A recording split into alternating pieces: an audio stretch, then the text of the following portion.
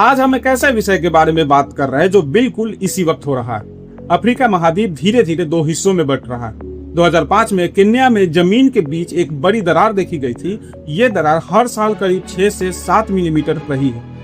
ये कोई रहस्यमय घटना नहीं, बल्कि पूरी तरह से भूवैज्ञानिक प्रक्रिया है जिसका डेटा हमारे वैज्ञानिकों के पास है। इसे समझने के लिए हमें जमीन के नीचे देखना होगा। पृथ्वी की ऊपरी सतह एक ठोस खोल की तरह नहीं है, ये कई बड़ी टुकड़ों में बटी हुई है जिसे टेक्टोनिक प्लेट्स कहते हैं। ये प्लेट्स पृथ्वी के अंदर मौजूद पिघलते हुए लावे यानी मैग्मा के ऊपर तैर रही।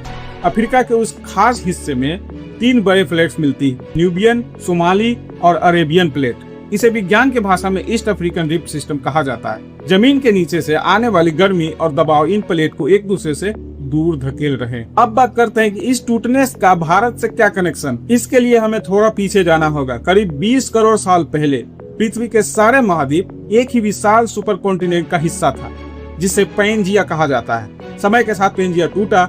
भारतीय टेक्टोनिक प्लेट जो कभी अफ्रीका और मेडागास्कर के पास थी, वहां से अलग होकर उत्तर की तरफ खिसकने लगी। भारतीय प्लेट की खिसकने की गति काफी तेज थी। कई करोड़ सालों में सफर के बाद यह यूरेशियन प्लेट से टकराई। इस टकराव से जमीन ऊपर उठी और दुनिया के सबसे ऊंचे पर्वत हिमालय का निर्माण हुआ। वैज्ञानिक डेटा बताता है कि हिमालय आज भी हर साल थोड़ा ऊपर उठ रहा है क्योंकि भारतीय प्लेट अभी भी यूरेशियन प्लेट को लगातार धकेल रही। भूवैज्ञानिकों के जो नए जियोलॉजिकल मॉडल्स है वो बताते हैं कि पृथ्वी के महाद्वीप एक बार फिर से इकट्ठा हो सकते हैं। इसी प्राकृतिक प्रक्रिया के तहत अफ्रीका से अलग हो रही सोमाली प्लेट भविष्य में खिसककर भारत के पश्चिमी तट की तरफ बढ़ सकती। अगर भूवैज्ञानिक मॉडल इसी तरह से काम करते रहे तो करोड़ों सालों बाद सोमाली प्लेट भारत के पश्चिमी तट यानी मुंबई, गोवा और केरल वाले हिस्से से टकरा सकती है। जब भी दो टेक्टोनिक प्लेट्स आपस में टकराते हैं तो जमीन सिकुड़ती है और पहाड़ों का रूप लेती है। इसका मतलब है कि पश्चिमी तट पे हिमालय जैसी नई पर्वत श्रृंखलाएं बन सकती है। पहाड़ों के बनने से हवाओं का रूप बदलता है जिससे वहाँ की जलवायु और पूरे भूगोल में बदलाव आता है।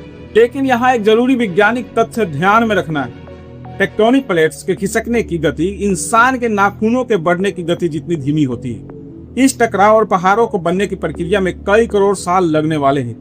इसलिए यह कोई ऐसा बदलाव नहीं है जो हमारे जीवन काल में होने वाला है। महाद्वीपों का टूटना और जुड़ना पृथ्वी के प्राकृतिक चक्र का एक सामान्य हिस्सा है। धरती हमेशा से बदलती रही है और आगे भी बदलती रहेगी। आज हमारे पास जो भी जानकारी है वह सैटेलाइट डेटा और भूगर्भीय रिसर्च पे आधारित है।